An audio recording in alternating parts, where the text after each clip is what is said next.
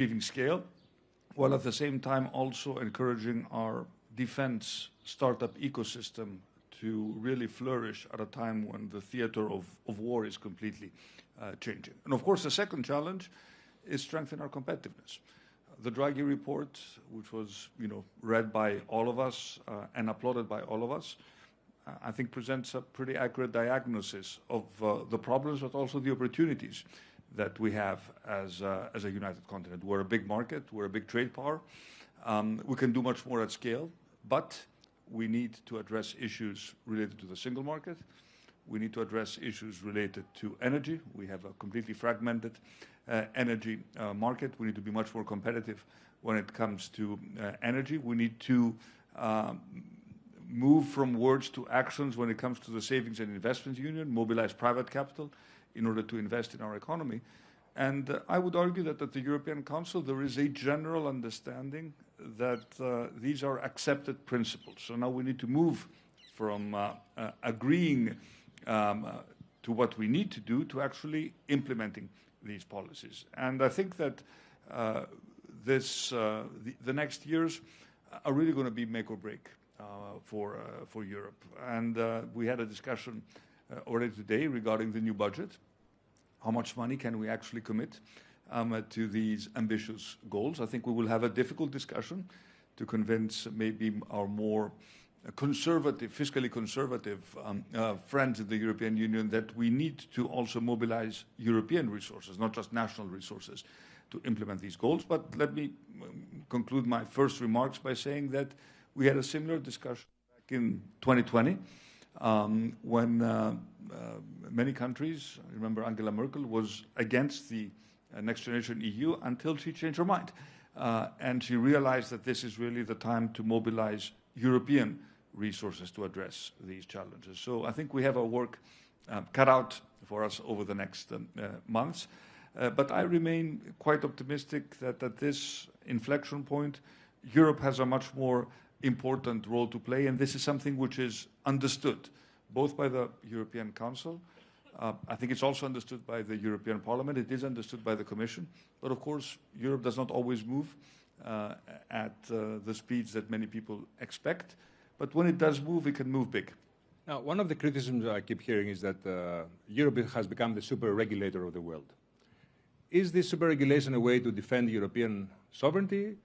Or is this also a method, by which basically you strangle innovation in this continent? And can you strike a balance? This is exactly our challenge.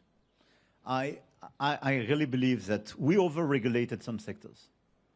And as Kyriakos just said, it's clear that we have a challenge, and in fact, it's scale, speed, and simplification. Scale, we have clearly to deepen the single market, because this is our strength. Speed, we are clearly too slow. And simplification, we have to kill all the hurdles we have, and sometimes we create. So it's clear that we over-regulated some sectors. We still have too many national regulations, and we have to improve that. And this is exactly one of the main conclusions of the Draghi report and the Letta report, and what we urged the Commission to put in place last year. And you have all this omnibus package. And by the way, a lot of us are doing exactly the same exercise at the national scale. But it's not sufficient, because you have as well smart regulation. And let me insist on that as well. We need regulation sometimes to preserve our own industry and our own capacity to produce. China and US, they do have regulation, but this regulation favors the national players. Most of the time, our regulation is a burden on the European players, and we are too naive and too open on the non-European one. This is why one of the challenges we have is to preserve the level playing field. So each time we put in place a regulation, we have to make sure that those who export towards Europe are submitted to the same regulations. It's not often the case. Mirror clause. But at the same time, we have to make sure that we preserve the interests of our players. And this is why we do advocate this concept of European preference. Because today, we are clearly attacked. One of the main challenges, if we want to deliver this agenda, is to be lucid on the current context. One of the main challenges of the European industry today, and in order to deliver this sovereignty agenda or this strategic autonomy, is about China. China has today overcapacities, is over-subsidizing a lot of sectors, and is literally killing a large part of the European industry. And we are clearly too slow to see that. But look at the automotive industry and the machine tool sectors. You are clearly a landslide approach of the Chinese. Last year, they destroyed literally 250,000 jobs in Germany. We are less impacted, by the way, because we disindustrialized in these sectors a decade ago. But we have to react to that. And the only way to react to that is to put regulation in order to protect these key sectors. The other regulation, but perhaps we will revert on that, is as well to protect our democracy. What we want to do on children and teenagers regarding the social platforms, what we want to do in order to regulate the social network. Is European preference an answer to that, to the competition with China? Definitely. Safeguard clause, European preference. You have to restore the level playing field. You need a fair competition. Each time the competition is unfair, you have to protect your economy. And protection is not protectionism. I'm a strong believer in free trade. But the current world order, when you look at trade, is no more about free trade. On one side, you have overcapacities and over-subsidies in China. On the other side, you have tariffs from the US. If we are in the middle, the only one to be naive and totally open and not to protect our industry, no chance to preserve it. And look at what the Chinese are doing on critical minerals, for instance, and rare earths. They are taking a lot of these capacities, killing the competition. When they still have competitors, they create dumping conditions to kill the existing capacities when they are in our hands. And when we are naive, our own producers go to the Chinese in order to be more competitive. If you don't have a European preference, a minimum percentage of European components, it's impossible to preserve our strategic autonomy. And when we speak about strategic autonomy, it's obviously about defense and security, but it's as well about industry, agriculture, technology, finance. Let me end this part about the economy by asking this. All these, like the capital market union and all these kind of reforms, to some people in this very fragmented political landscape, they seem like a design of the elite. They don't really, mean anything to the average person. And we live in a very polarized world. So how do you convince people? You both have difficulties in that, in both countries. How do you convince them that this is a goal that you have to achieve that will make a difference in their own lives? Prime Minister? Well, first of all, let me just build up on what Emmanuel said in terms of regulation, because it's also an indirect answer to what you just asked me.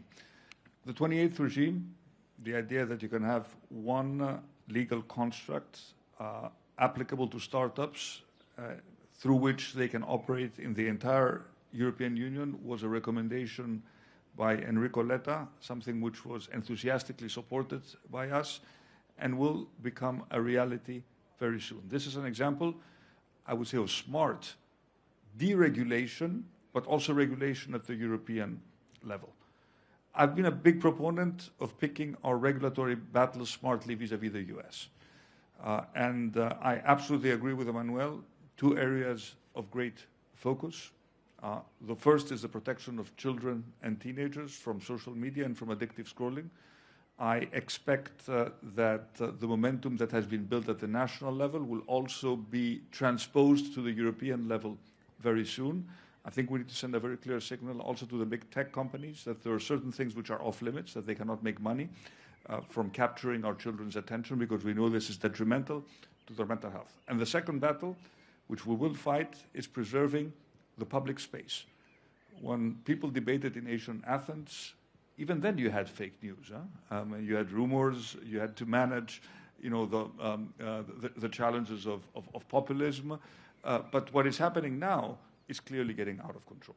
So having proper rules in terms of the public sphere, even in terms of anonymity, addressing the problem of artificial intelligence and the deep fakes which are already present in our debate, this is going to be a big challenge for all of us, especially those of us who will have elections in the upcoming future. Now, coming to your question, I think that we need to be aware and lose it in terms of what the people are telling us is their main concern. If their main concern is affordability, which it is, the high level of prices, we need to frame our debate through that lens.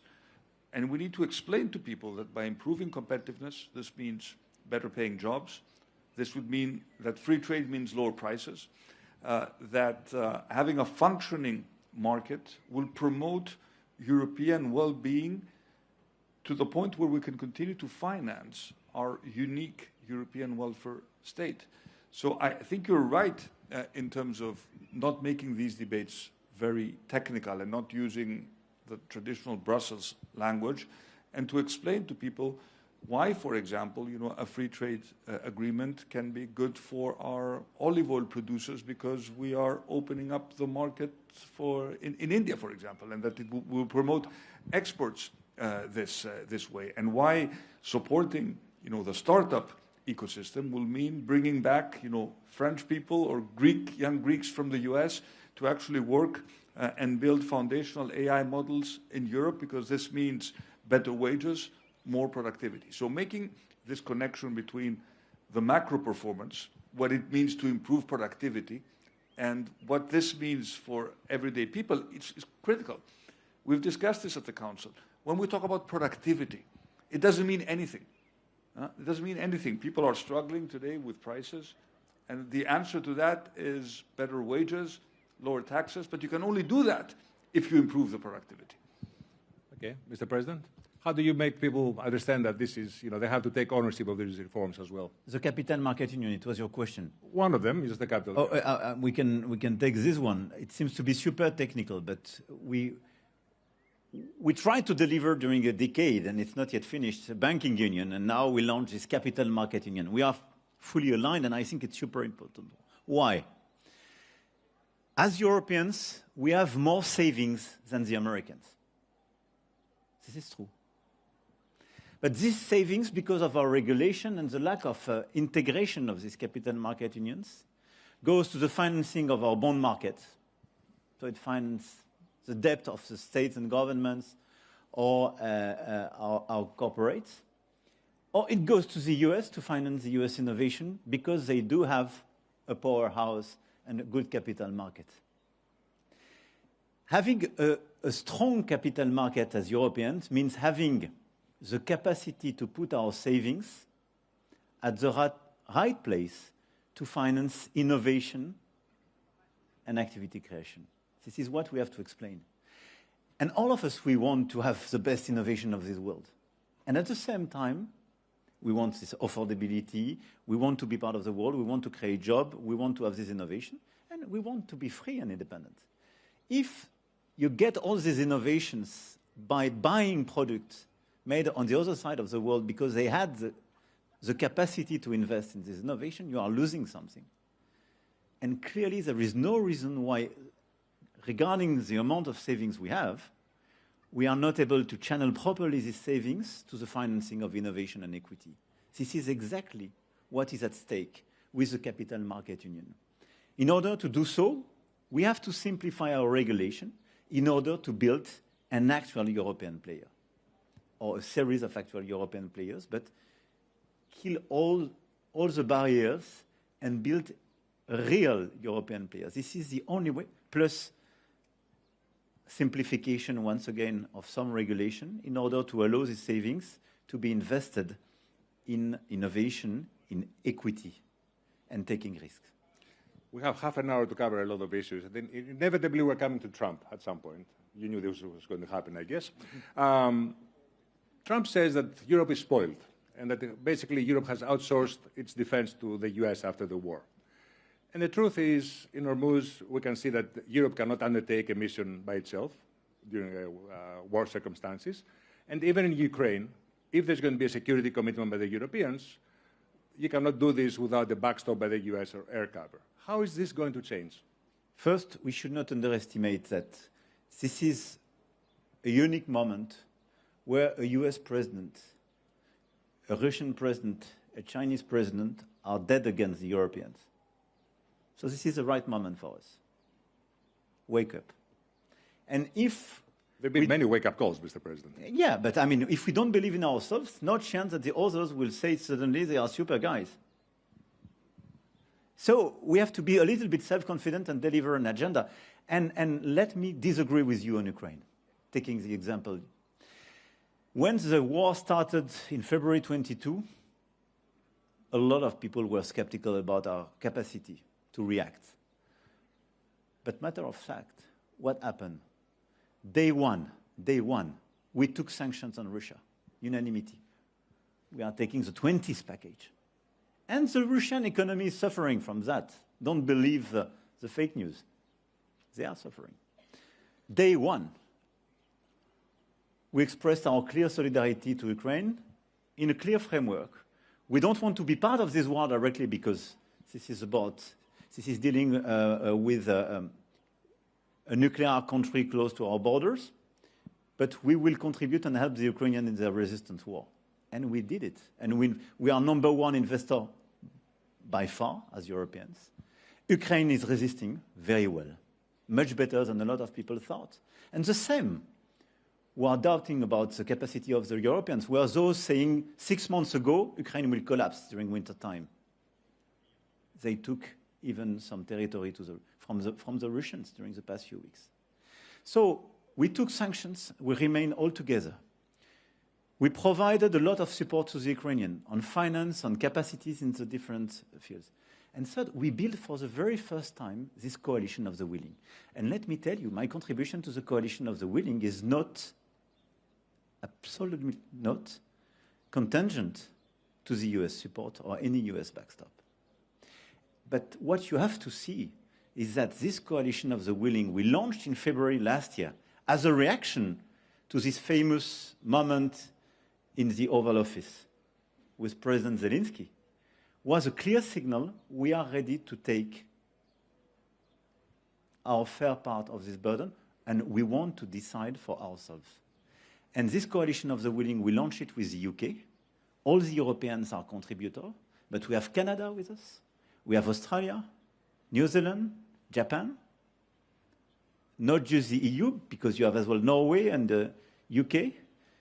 And it is a very powerful first creation where, as Europeans, we are framework nations in order to organize such a defense and security contribution. The US is welcome.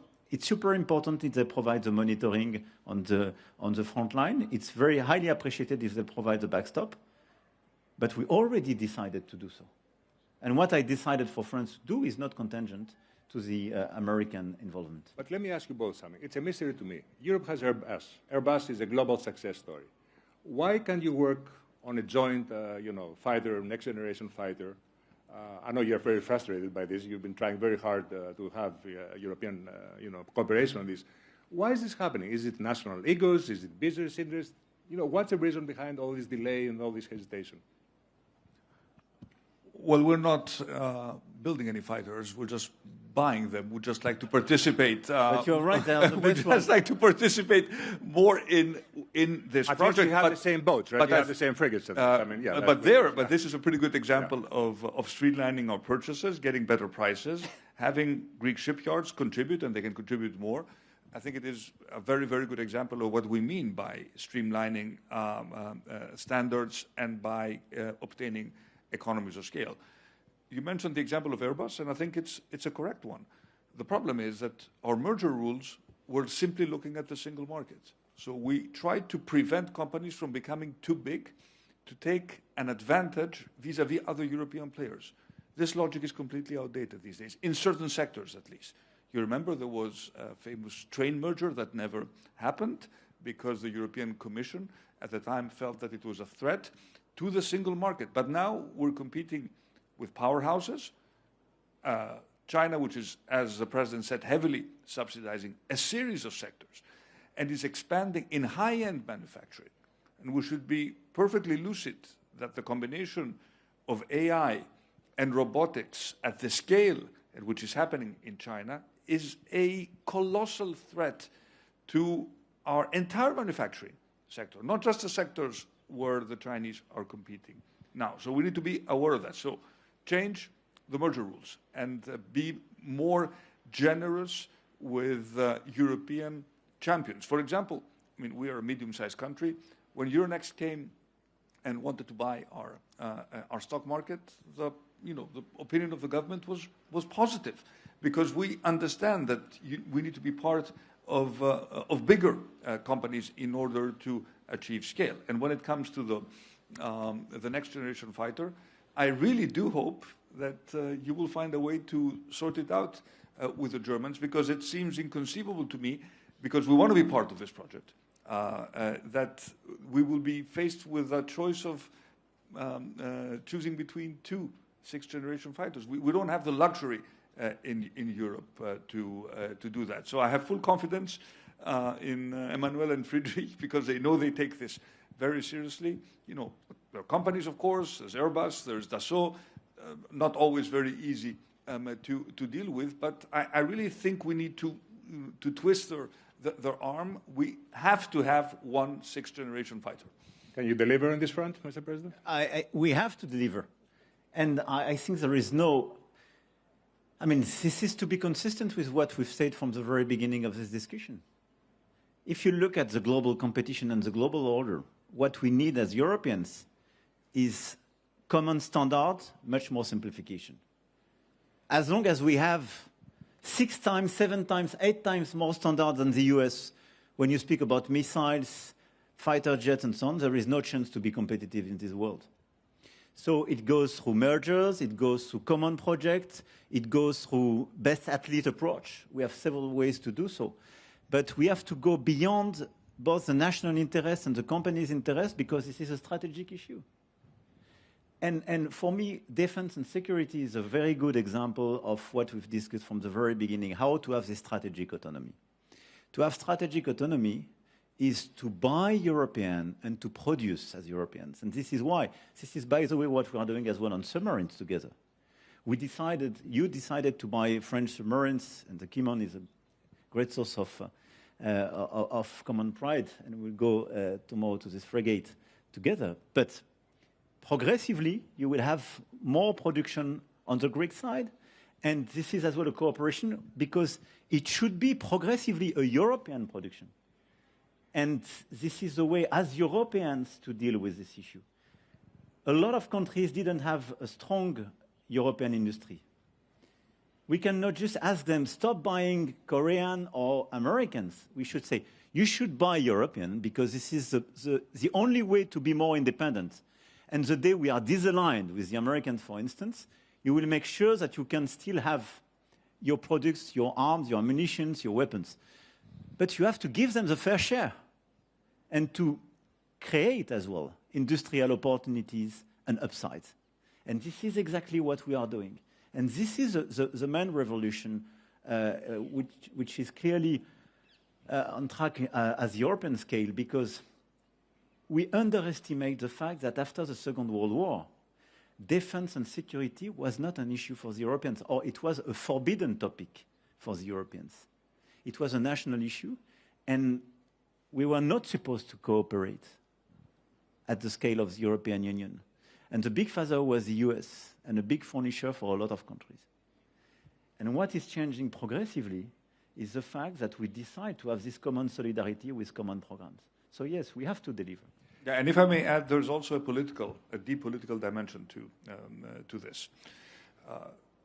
I think President Trump, in his own way, was right back in 2017 when he said that Europe is not doing enough when it comes to defense. Greece was probably an exception in terms of our spending as a percentage of GDP for our own national reasons. But the truth is that we are spending much more now. But there is an additional dimension that goes beyond the industrial cooperation, and this has to do with our commitment to support European allies in case of a possible threat. What we did in Cyprus was a game changer, because essentially we responded to a request by a member state which was attacked, and essentially we put we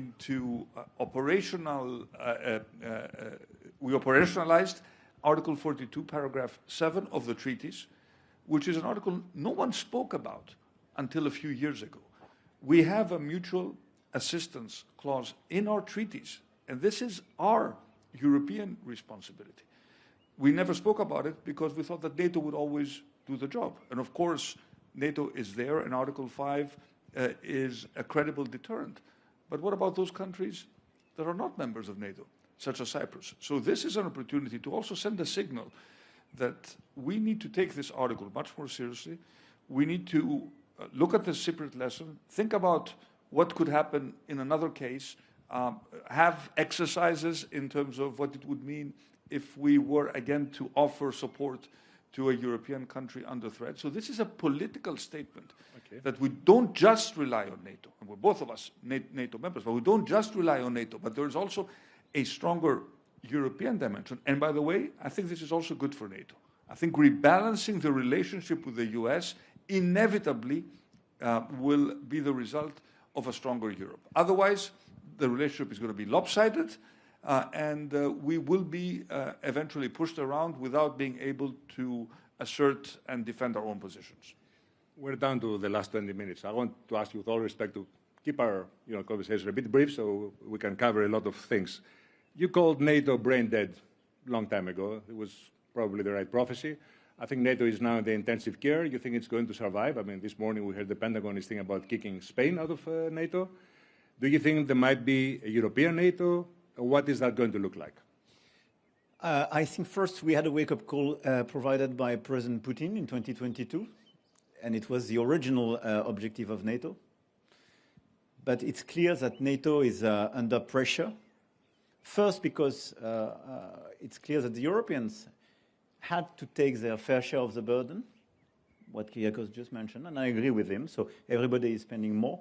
And at the same time, there is now a doubt on the Article 5, not put on the table by the Europeans, but by the US president. And I mean, it's clearly de facto weakening the strength of the alliance. I think NATO is very useful, first for interoperability, second because it was a very interoperability of our equipments, our armies and so on, and it is a source of efficiency. And because it's a good strategic alliance, very useful for all of us. But I'm a strong believer in the European pillar of NATO. I advocated that years ago. As your Prime Minister mentioned, we together pushed forward this agenda of strategic autonomy, and this is where we are. So my view is that we have to strengthen this European pillar. We should not be the one to weaken NATO. We have to preserve NATO and its interoperability, but the Europeans have to be much stronger and work together and launch together common operations. And what we are ready to do in the Baltic Sea, in the Arctic region, vis-à-vis Russia on some security issues, on Ukraine with the coalition of the willing, in Eastern Mediterranean Sea with our common operations, on Hormuz Strait. It's not NATO operations. This is the Europeans working together and building common security solutions. So I really believe that what we are creating is a European pillar of NATO, but as well a European capacity of defense and security. I'm trying very hard to find something you disagree on. So I'm going to ask this with a bit of hope that you might have a bit of disagreement, which is, China is looming over the horizon. There is one school of thought which says Europe cannot deal with China without the US and vice versa. You seem to be thinking that Europe can do it on its own. Is that true? I'm in favor of a de-risking strategy. I'm not in favor of any decoupling strategy. De-risking is very consistent with the strategy of being more independent or having more autonomy. De-risking is just to say when we have excessive dependencies, we have to fix it, either through diversification or through relocalization or more local production. And vis-à-vis China, we have excessive dependencies today on critical minerals and rare earths, on some green tech. And vis-à-vis the US as well, we have excessive dependencies. So I think the core agenda we should have is a de-risking strategy. I don't put an equal signal between US and China. We have the same values with the US, not with China. But I think what we should avoid is to rush on any decoupling strategy with China, because the result will be to increase our dependency to the US and to be seen in the rest of the world are just the vassals of the US, which is not our future. And this is why I'm very much attached to this European independence. So vis-à-vis China, the de-risking strategy is feasible, but it's a 10-year strategy. We have to be very clear. We need this European preference. We have to put in place safeguard clause when they play on some sectors or they have excessive subsidies, as the Commission did on electrical vehicles, for instance. And we have to re-engage a new logic with China, which is to engage with them and to say, we don't believe in tariffs. We want to avoid the tariff with you because we think this is a bad answer. But to a relevant question, we do have imbalances. But we need more tech transfer and probably more direct investment on critical sectors where we can elaborate together. So I think this rebalancing and this de-risking strategy is feasible as Europeans, remaining engaged with the Americans, but not as vassals to the US. And I don't believe in a decoupling strategy vis-à-vis China. Prime Minister? I'll take up, a slightly different approach.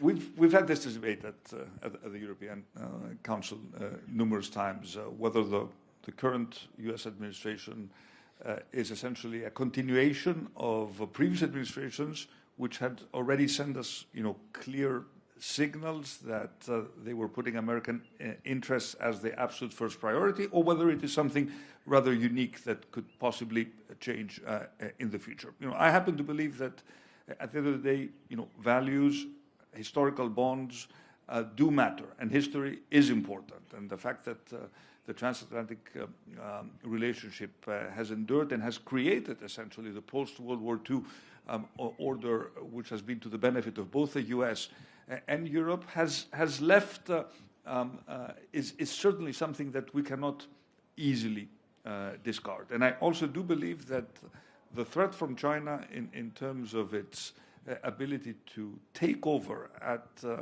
a very fast speed sectors and put our own industrial base under pressure is a very, very real threat. So I do see, potential for further win-win cooperation with the US, even if this seems difficult and complicated under the current administration. But I also do absolutely agree that we need to decide which are the key sectors where we need to commit serious public and private capital if we want to preserve our competitiveness and our strategic autonomy. We have not spoken about energy, but I do think that energy is absolutely critical for the well-being of our industry. You just look at the energy prices now. It is impossible for Europe and European industry to be competitive with these prices. Of course, we know the story. We were dependent on Russian gas. It was convenient, especially for some countries, but this is no longer the case. So we have to be quite realistic and ruthlessly pragmatic in terms of where we need to invest. I participated in a conference organized by Emmanuel on nuclear. It is inconceivable, and we are not a country that has civilian nuclear capabilities. But when I look at Europe and I look at our ability to produce electricity cheaply, I see a combination of renewables and baseload power. And if we want to de-risk from natural gas, which we cannot produce at scale in Europe, and of course we want to move away from coal, which we have already done, by the way, in Greece, the only solution is to invest in nuclear. And we had nuclear. France built, tens of nuclear reactors, but we stopped at some point. So these are the sort of choices that we need to make. And we need to place some big bets. We cannot be all over the place. And this is just one example of those sectors, quantum, space, a certain dimension of AI, because it's difficult maybe to compete with the foundational models, but we need to... Mr. Prime Minister, we're coming down to the last 10 minutes. I'm really sorry about this. I'll stop. It's a big world out there, I know. Mr. President, I want to ask you about the difference between Trump 1 and Trump 2. And I wonder how challenging it is for somebody like you, because you seem to have a close relationship, which has its ups and downs, I guess. It's not so elegant moments, as you said from Korea. How difficult is that for you? I take the leaders people give to us. Yes. And this is a philosophy we have to adopt. And I know President Trump very well, and I know he's a character, de facto. But I think I think, as Kyriakos just said, we have to be lucid on the US strategy. And it's not just President Trump's character or behavior. And the United States, I would say since now 15 years, decided number one issue is America, and America first. And I do respect that. And this is his main issue. He was elected to deliver for his main voters and American middle classes. Fair point. The second priority is China.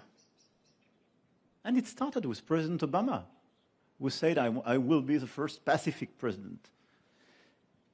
And it's quite consistent. And look at what happened during the former administration on Afghanistan or Inflation Reduction Act. I mean, it was not a pro-European approach. And this is not, sometimes President Trump is more explicit about the Europeans and could be more aggressive verbally. But their strategies just don't put the European interest at the center of their agenda. Okay, matter of fact. The point, I think we have to be, we are not here as leaders to make comments on tweets or behaviors. We are here to act and decide. And the unique strategy which makes sense for us, our countries and our continent is just to act, to accelerate, clearly to have more scale and speed, as I mentioned, in order to increase our independence. This is my obsession. So you think if a more predictable, let's put it that way, US president is elected the next time around, it's not going to be back to business as usual? No, I don't think so. I think this is an historical trend. And I completely agree, by the way, with what Kyriakos said on the fact that we can engage with the US on some issues and still makes a lot of sense because of the common values and historical bonds. For instance, I do hope we will find a solution in the framework of our G7 on rare earths and critical minerals, because we have the same interest to de-risk ourselves from the Chinese over capacities and the fact that they have almost a monopoly on some rare earths. But I really believe that this US approach will last. And the main difference is probably during the first mandate, a lot of European countries were just looking at the Trump administration saying, okay, it will finish. So let's not change. We will resist. Now, a lot of colleagues are more lucid because after so many years, we say, okay, we have to react. We have to act as Europeans, to be more united, to defend ourselves, our own interests. And for me, this is the right direction. You agree with that? Or? Yes, I do agree, and I think we need to also be aware that the world is not just Europe, the US, and China. Look at the opportunities we have in terms of establishing a partnership with India. Look at the role we can play. Emmanuel alluded to this in his introductory comments in the Gulf, where we are seen now as credible partners at a time when these countries cannot trust the US in the same way that they did maybe 2 months ago. Potential to team up with countries such as Canada, Australia, the democracies of Southeast Asia. So there is a story there which does not leave us alone. It's just, Europe, the US, and China, but forge these sorts of partnerships which are based on principles and interests, of course. It's based on free trade, on rule of law, on freedom of navigation. What a critical topic now, and so important for us as a leading maritime nation. So I think we have the opportunity to also look beyond what is happening within Europe and to establish new strong alliances, which will create a de facto more multipolar world with different poles of different strength. But this is an important dimension that we need to work on. Let me ask a Greek question, because we only have, 4 minutes, and then I want to conclude with 2 general questions. I'll try to end on an optimistic note, the way you started. So I know you both love history, and I was reading the diaries of our former Prime Minister, now deceased, Konstantinos Karamanlis. And he said that in September 1975, he was having a meeting with Giscard d'Estaing in the Aegean on a boat. And he turned to him and said, we have a very visionist neighbor here in the Eastern Mediterranean. And he asked him very bluntly, what will France do if Greek sovereignty is challenged in the Aegean? So let me ask you the same question. We will be here. And I think when you look at what we did in 2021 during the summertime, and what we did together with Cyprus a few weeks ago, and for me, this is a definition of friendship. The famous alliance. You referred to France-Greece alliance. This is it. The alliance and the friendship is a very simple thing. When you go to bed, you don't ask yourself, what will he do tomorrow? You know it. If your sovereignty is at risk, do what you have to do for you. We will be here. Let me ask you now, you said something that leaders need to be practical, no more moral posturing, as you say very often in your speeches. So I want to ask both of you, if there was one thing you're going to change, institutional, in the economy or defense in Europe, within the next 5 years, something, a real deliverable, what would that be? Let me ask with you, Mr. Mitsotakis. I would, again, focus, and it may seem trivial and mundane to come back to topics that we have discussed. The answers are all in the Draghi report. One thing, just one. One thing, energy. Making sure that we have a true energy union with low prices for energy across the union, invest in grids, invest in renewables, invest in nuclear, and make sure that we have competitive energy for our industry. Mr. President? As he will deliver this part, I can take the second one, because he's right, it's a constant. I will take AI and quantum. Okay. And now, sometimes we imagine you being in the Council, having discussions, especially informal discussions, we're thinking that it might look like group therapy in these very challenging times. So if this is a group therapy and we need to end it in a very optimistic way, I want you to give us one reason we have to be optimistic today about the future of Europe. Look at us. Okay. But honestly speaking, look at what we achieved during the past decade. It never happened in our history, and we have the chance to be here. But we were the continent whose expertise was civil war. I mean, during centuries, we always had civil wars. And the initial project was a peace and prosperity project. We delivered the project. No more civil wars amongst Europeans. We should not underestimate this point. It's a unique creation. It's much more complicated. It seems to be super slow and complicated to a lot of people. But because this is a creation where 27 countries today work together without any hegemony. But we preserved peace on our continent. It never happened before. After that, we decided to make a common market, and we delivered prosperity. Now, we have to deliver geopolitical existence, I would say. And this is why we have to become a power, not just a peace place and a single market, but a geopolitical power. This is exactly what is at stake. But we delivered the first step. We wrote the first chapters. There is no reason we will be unable to write a new one. So yes, just be lucid on what we delivered all together. This continent is absolutely incredible in terms of civilization, in terms of strength, and our capacity to deal with our own complexity is incredible. And we can be a real power without using our way of life and the welfare state and ourselves. I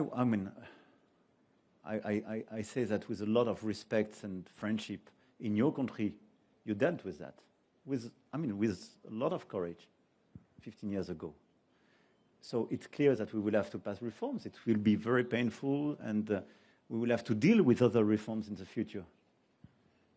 But the magnitude of the reforms and what we have to do in order to deliver this agenda, I think, is totally feasible. The challenge for us, being democracies, is to convince our fellow citizens that this is the common interest. So my source of optimism is the journey we had all together and the capacity we have. Thank you. Mr. Prime Minister? If I were to put you on a plane and you would not know the destination, and you would land in any European capital, you would immediately understand that you're in Europe. And there's something about our way of life that makes us attractive. Why do people want to come to Europe? Of course, there are issues of ensuring that our way of life is sustainable. We have a generous social model. We have free healthcare. We have less inequality. We still have more than we should, but we have less inequality than the US or even possibly China. So we like what we have. We're happy in Europe. It's just a question of with the European way of life. It's just a question of making sure that this European way of life is sustainable.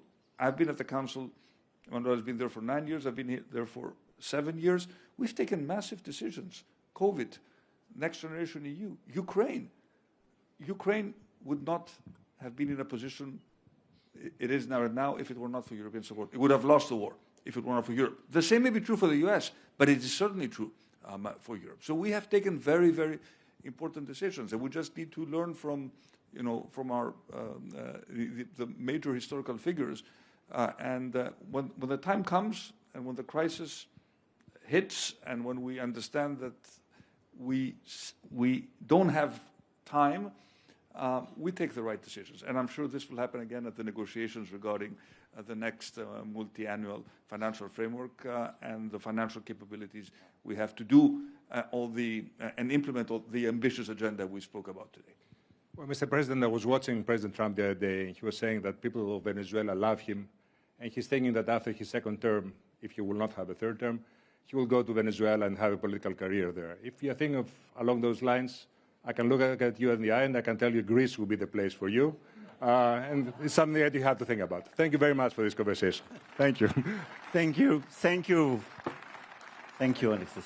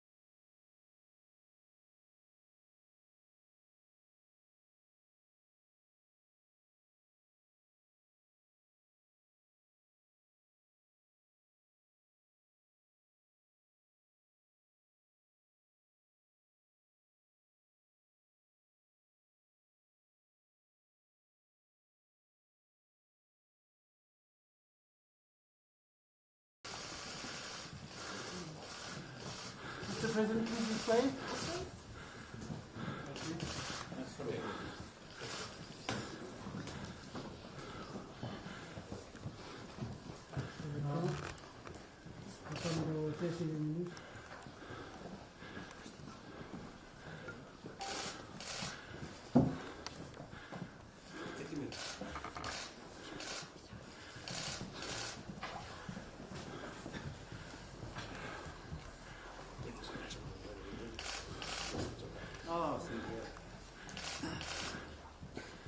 Εξοχότατε κύριε Πρόεδρε, με ιδιαίτερη χαρά σας καλωσορίζω στην Αθήνα και στο Προεδρικό Μέγαρο. Η παρουσία σας εδώ σήμερα και αύριο επισφραγίζει κάτι πολύ σημαντικό. Επισφραγίζει ιστορικούς δεσμούς των χωρών μας και μακρά σχέση φιλίας και συνεργασίας ανάμεσά μας. Αλλά είναι και κάτι άλλο, κύριε Πρόεδρε. Η παρουσία σας σηματοδοτεί την επέκταση και τη διεύρυνση αυτών των ιστορικών δεσμών και αυτών των φιλικών σχέσεων. Χάρη στη Συμφωνία Στρατηγικής Εταιρικής Σχέσης για την άμυνα και την ασφάλεια που θα υπογραφεί αύριο, αυτές οι σχέσεις διευρύνονται και επιπλέον έχουμε και άλλες συμφωνίες οι οποίες αναδεικνύουν την πολύπλευρη διμερή άριστη σχέση των χωρών μας, συμφωνίες που αφορούν άμυνα, οικονομία, πολιτική προστασία, καινοτομία και άλλα. Αυτή η σχέση, κύριε Πρόεδρε, δεν περιορίζεται στις μέρες μας, δεν περιορίζεται στην εποχή μας. Μίλησα για ιστορικούς δεσμούς. Ας πάμε 2 αιώνες πίσω. Πριν τη στρατηγική συμφωνία που έχουμε υπογράψει εδώ και 5 χρόνια στο Παρίσι, υπήρχε άλλη μια στρατηγική συνεργασία πριν καν η Ελλάδα αναγνωριστεί διεθνώς ως κράτος.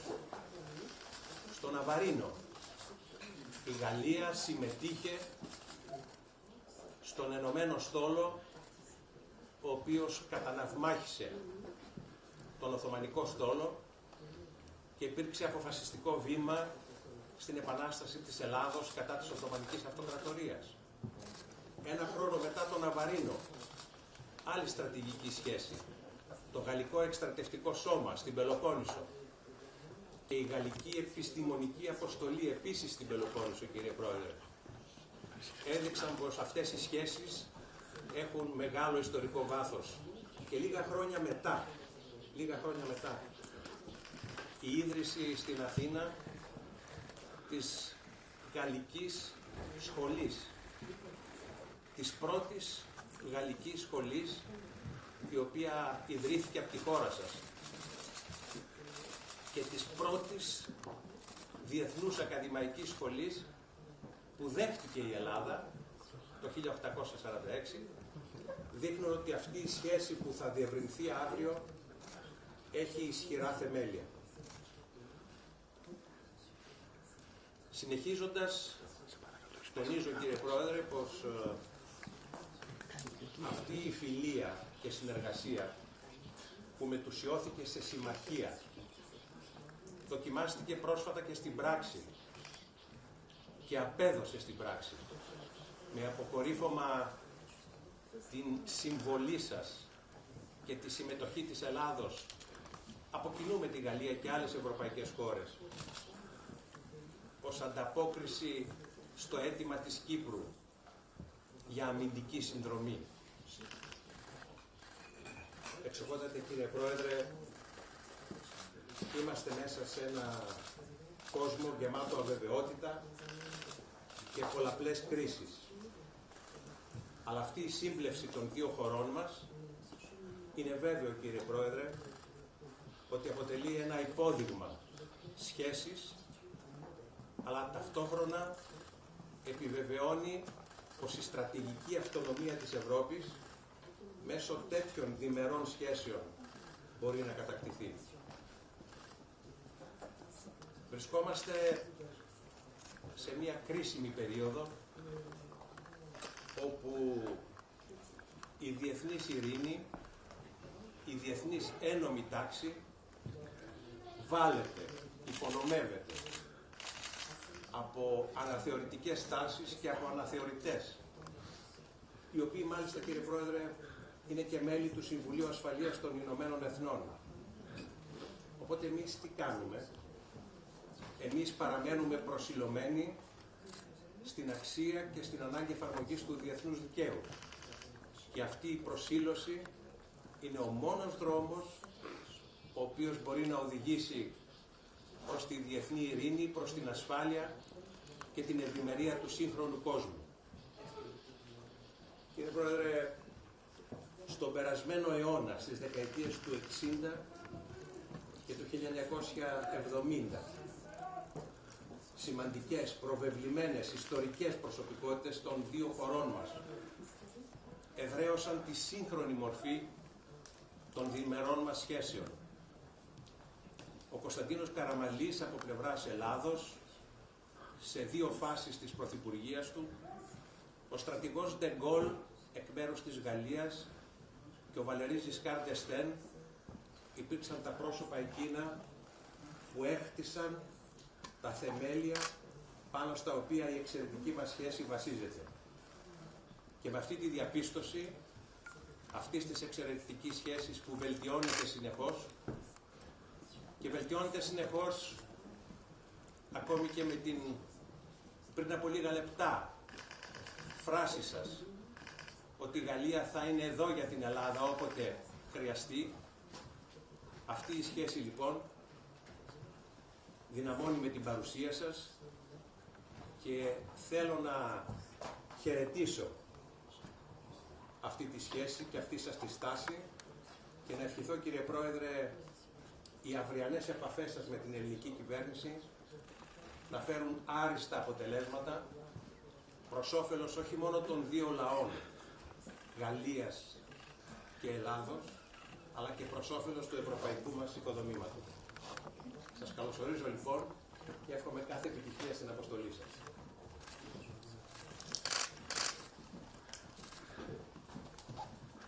Merci, Monsieur le Président. Merci pour votre accueil et pour les mots que vous venez d'avoir. Et vous avez parfaitement décrit à la fois la profondeur historique et l'intensité de la relation. Je voulais simplement ici redire combien la Grèce et la France sont liées par à la fois une amitié profonde réciproque, je crois. Le philhellénisme a beaucoup compté dans l'histoire de France, dans sa littérature, sa philosophie. Il la nourrit. Et je crois que nos deux nations ont quelque chose de commun, c'est qu'elles pensent toujours au-delà d'elles-mêmes. Il y a un certain rapport à l'universel et l'universalisme qui nous lie de manière unique.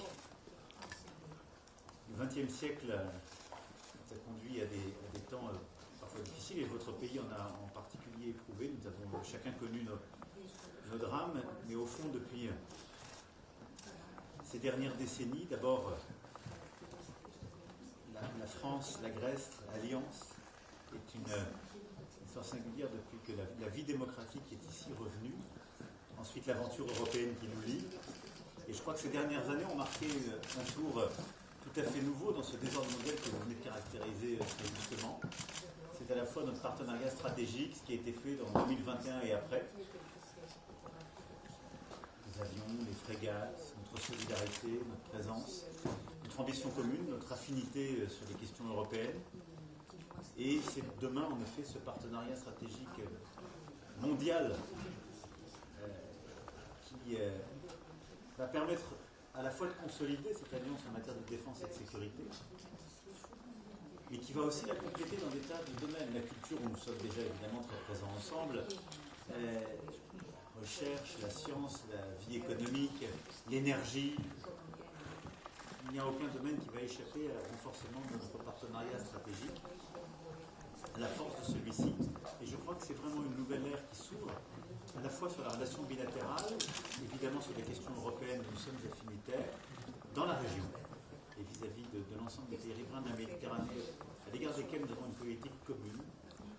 Et je veux ici dire aussi combien cela vous démontre que, en effet, la France est là, se tient à vos côtés face aux risques, aux menaces, et a envie d'avancer sur ce chemin d'avenir ensemble. En tout cas, je suis extrêmement reconnaissant de cet accueil, Monsieur le Président. Heureux d'être de retour à Athènes et d'être à vos côtés pour cette soirée. Merci beaucoup.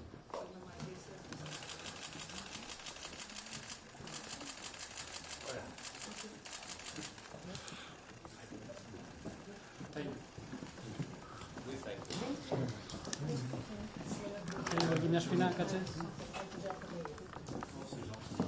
Merci beaucoup.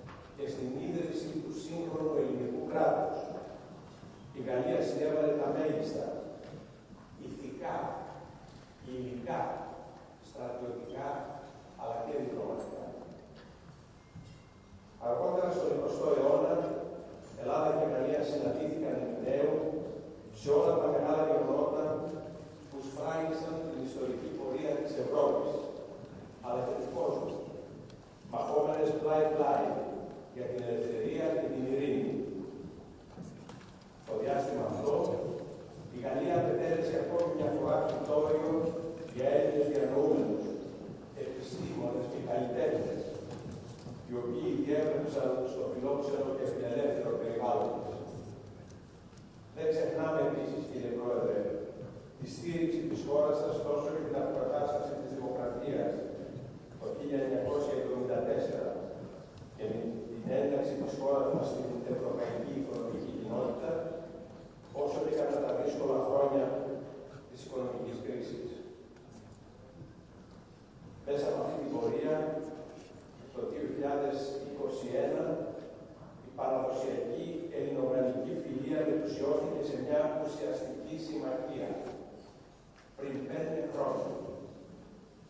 Έκτοτε η πολυεπίπεδη συνεργασία μας ενισχύεται και επεκτείνεται διαρκώς, όπως θα καταδειχθεί και αύριο, με την πληθώρα συμφωνιών που θα υπογραφούν. Εξοχότατε, κύριε Πρόεδρε, στο νέο γεωπολιτικό περιβάλλον που αναδύεται ραγδαία, όπου σταθερές δεκαετιών αμφισβητούνται και η διεθνής νομιμότητα βάλεται πάνω πόδεν, η ελληνογαλλική συμπόρευση αποτελεί υπόδειγμα συνεργασίας για όλη την Ευρώπη.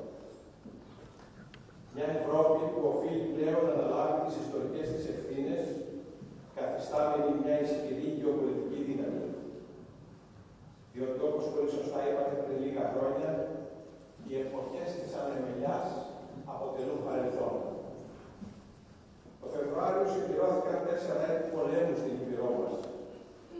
Η Ελλάδα επέδειξε από την πρώτη στιγμή και χωρίς κανένα δισταγμό έπρακε αλληλεγγύη στην Ουκρανία, τηρώντας στάση αρχών.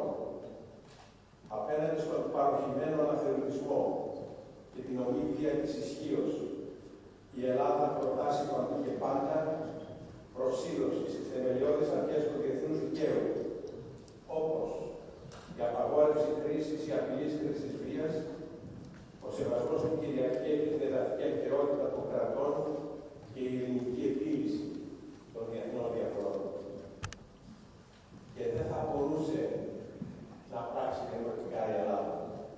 Καθώς φέτος συμπληρώνονται 52 έτη από την εισβολή της Τουρκίας στην Κύπρο, η οποία άνοιξε μια γένουσα πηγή στο σώμα της Ευρώπης.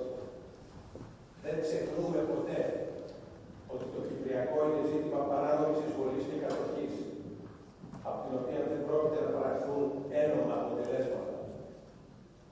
Θα ήθελα να ευχαριστήσω θερμά για τη διαχρονική υποστηρικτική στάση της Γαλλίας προς την Κυπριακή Δημοκρατία και τις προσπάθειες για την εξέβρεση μιας βιώσιμης και λειτουργικής λύσης βάσει των αποφάσεων του Συμβουλίου Ασφαλείας των Ηνωμένων Εθνών αλλά και του Ευρωπαϊκού Κεκτημένου. Ενώ ο πόλεμος εξακολουθεί να μένεται στην Ευρώπη, ένα ακόμη πολλαπλό μέτωπο έχει ανοίξει από το 2023 στην ευρύτερη Μέση Ανατολή, θέτοντας σε κίνδυνο όχι μόνο την περιφερειακή σταθερότητα, αλλά την ενεργειακή και οικονομική ασφάλεια της Ευρώπης.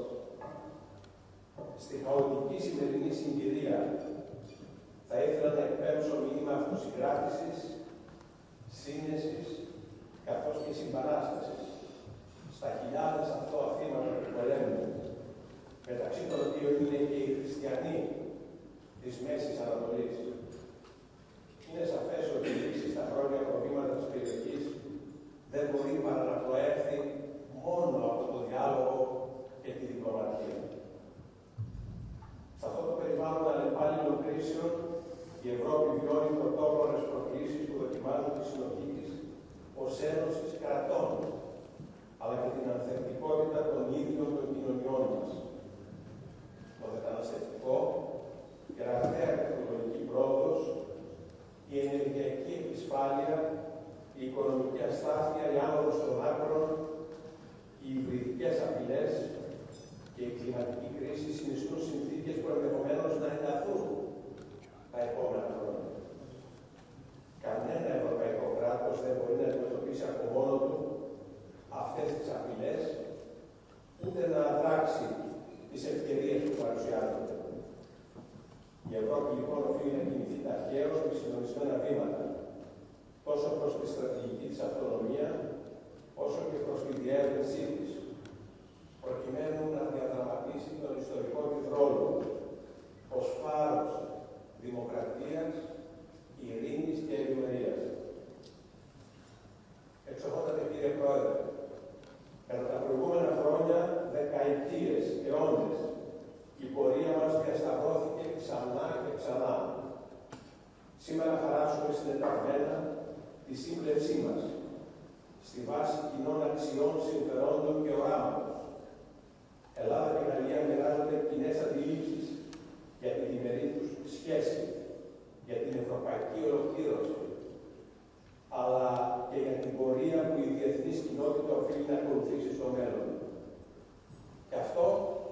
γεμίζει αισιοδοξία και αποφασιστικότητα για τις ειρηνικές μάχες που καλούμαστε να δώσουμε μαζί. Με τις σκέψεις αυτές, υψώνω, κύριε Πρόεδρε, το τύρι μου και εύχομαι σε εσάς και στο φίλο λαό της Γαλλίας ειρήνη, ασφάλεια και ευημερία.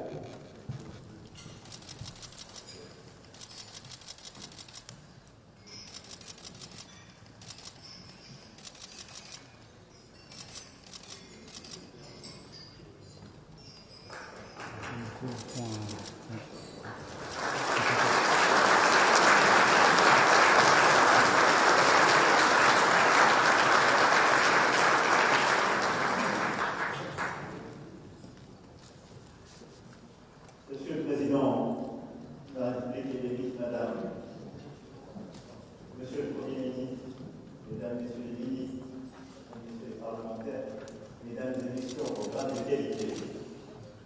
Hélas, Galia, si Maria. Ce slogan, Grèce, France, Alliance, fut scandé par les Grecs lors du retour de Constantinos Karamanlis dans l'avion présidentiel français après une décennie d'exil à Paris, et il est aujourd'hui au fond plus à propos que jamais. Votre invitation de ce soir nous honore, Monsieur le Président, et elle s'inscrit dans la continuité d'une longue histoire, celle des visites qui ont marqué l'amitié entre nos deux pays, celle du général de Gaulle en 1963, ou encore celle de Valéry Giscard d'Estaing en 1975, premier chef d'État à rendre visite au Premier ministre Karamanlis après le retour de la démocratie en Grèce. Car la première idée d'origine, la France s'est faite la principale défenseuse de la vocation européenne. Tous les présidents français, je le crois, et tous les Français, sont en effet depuis toujours animés par l'idée que l'Europe, sans la Grèce, ne serait pas l'Europe. D'abord, ce fut par la volonté de consolider le retour de la démocratie dans le pays qui en fut le berceau. Ensuite, par un sentiment tenace de solidarité venu de loin et qui ne s'est guère démenti lorsque l'histoire se fit il y a 15 ans notamment, tumultueuse pour vous et pour nous tous européens. La profondeur de ce lien, vous l'avez rappelé un instant, Monsieur le Président. Chacun ici l'accueillir remonte à l'Antiquité, le fil hellénisme qui a nourri la pensée française, sa littérature comme sa philosophie. Et au fond, cette complicité qui a fait que vous avez inventé les Jeux Olympiques, mais il a fallu un Français pour les réinventer. Ça me dit du soutien français à votre lutte pour l'indépendance aussi, nourrit d'une soif de justice, une admiration historique, celle de ces combattants français volontaires, de Navarin à la Morée, celle des intellectuels, des artistes qui les lèvent, tous animés par les mots de Byron, Chateaubriand, Hugo, les pinceaux de Delacroix, présents jusque dans votre bureau. Et la Grèce sur les ruines de Mitsotakis qui a voyagé cette année jusqu'à cette ville des Toulouse qui figure ainsi la grande, en quelque sorte, la grande sœur de notre liberté guidant le peuple, et celle, en quelque sorte, le destin de nos deux nations unies par le même groupe de la liberté. Sont venues plus tard les épreuves de la guerre civile et de la dictature, et là aussi la France a fait sienne les enfants de la Grèce. Ils le l'ont bien rendu, mettant tout le génie créatif de leur pays d'origine au service de son développement, Costa Gavras, à Cornelius Castoriadis, et tant de destins scellés présents autour de ces tables. Et je veux ici les en remercier. La France n'oublie pas nous. Les milliers de Grecs qui se sont portés volontaires pour la défendre. Des tranchées de la Grande Guerre jusqu'aux armées de la libération avec toujours cette même volonté de se tenir côte à côte lorsque nos valeurs de liberté et de démocratie sont menacées. Cette histoire commune est profondément européenne. Nous fêtons cette année l'anniversaire de l'adhésion de la Grèce à la communauté économique européenne, 45 ans de fidélité, de solidarité, unis par cet idéal de liberté universelle. 45 ans d'admiration mutuelle, résolument méditerranéenne et si européenne. Et sur ce sol historique, nous bâtissons la vie. Nous bâtissons en étant côte à côte dans les temps difficiles, nous bâtissons en ayant aussi la même volonté d'innovation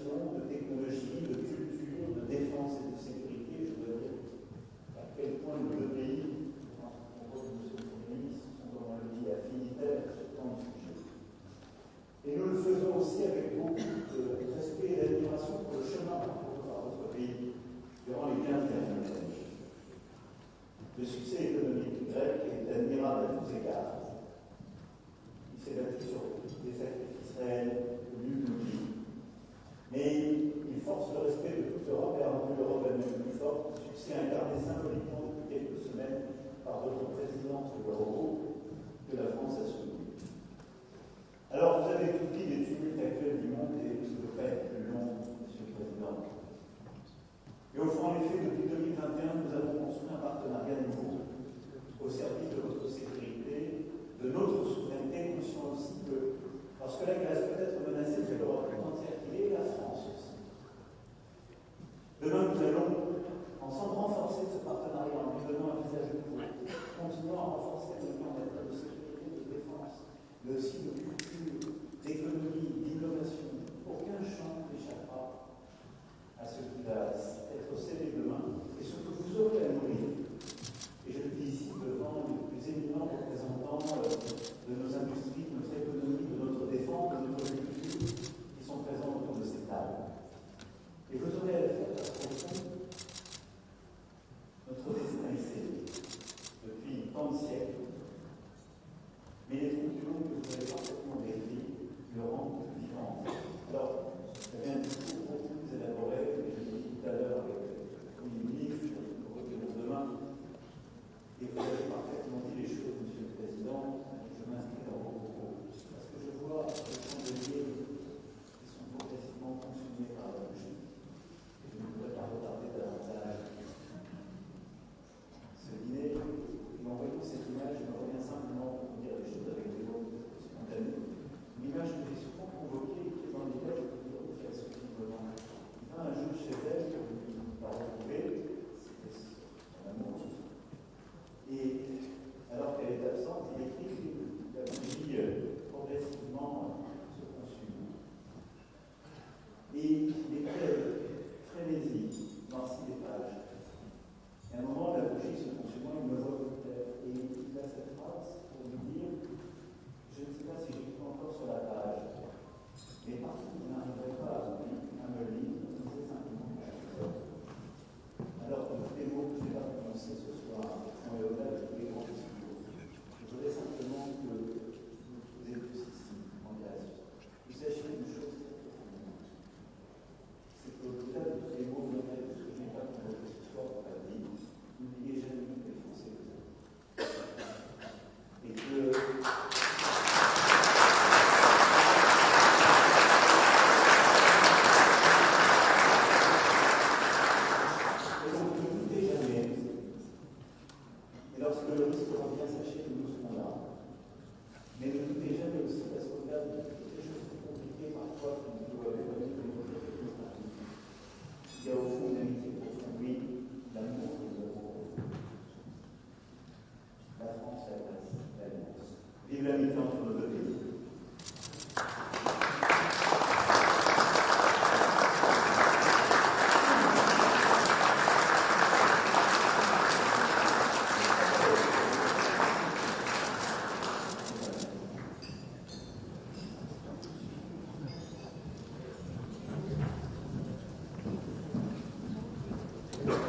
Thank you guys. Let's go. The next one up here.